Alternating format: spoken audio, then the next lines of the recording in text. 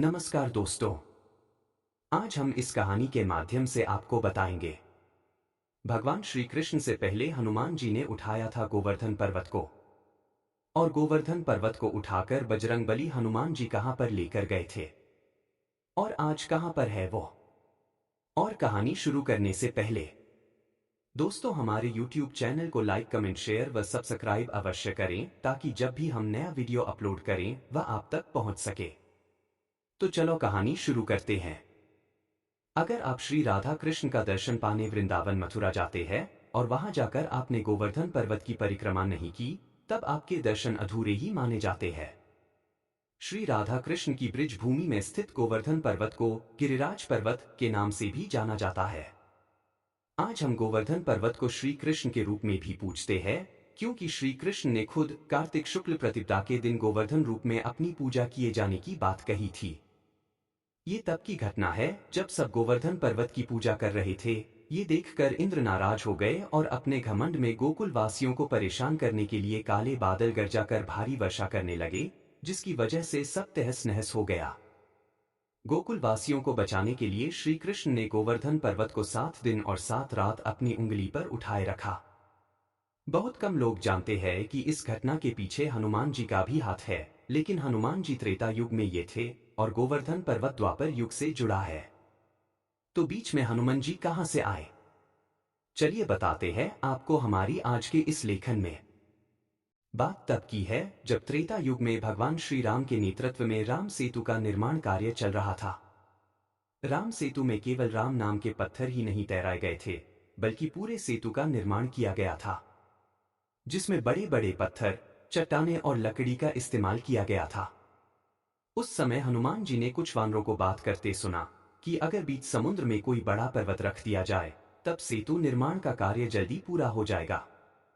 ये सुनते ही हनुमान जी एक बड़े पर्वत की खोज में हिमालय पर्वत की ओर निकाल गए और गोवर्धन पर्वत को उठाने लगे। तब गोवर्धन पर्वत बहुत क्रोधित हो गए और उनसे बोले, मैं अपने स्थान से नहीं हिलूंगा। तब हनुमान जी ने गोवर्धन पर्वत से विनती की और उन्हें सारी बात बताई। तब जाके भगवान श्री राम के कार्य में अपना योगदान देने के लिए गोवर्धन पर्वत तैयार हो गए।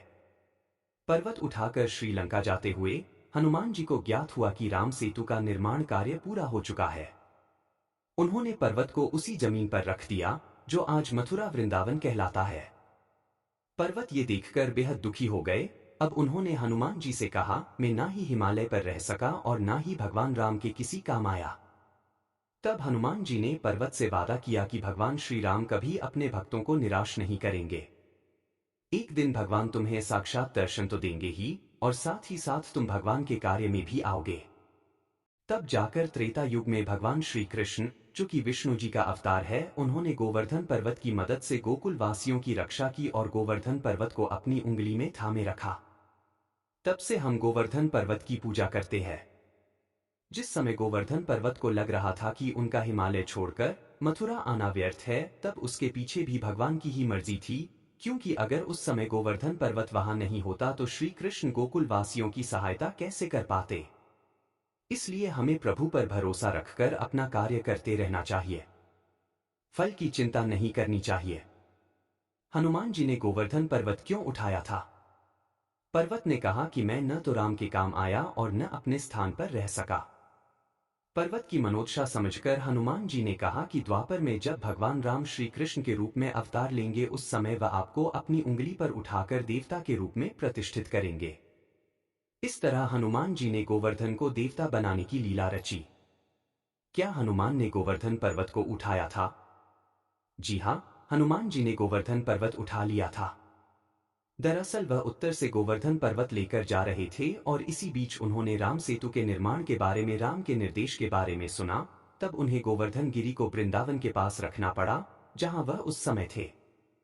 क्या कृष्ण ने वास्तव में गोवर्धन उठाया था? ग्रामीण कृष्ण की बात से आश्वस्त हो गए और विशेष पूजा के लिए आगे नहीं बढ़े। तब इंद्र क्रोधित हुए और उन्होंने गांव में बाढ़ ला दी। तब कृष्ण ने गोवर्धन पर्वत को उठा लिया और लोगों और मवेशियों को बारिश से बचाने के लिए उसे पकड़ लिया। इंद्र ने अंततः हार स्वीकार कर ली और कृष्ण को विजेता के रूप में मान्यता दी।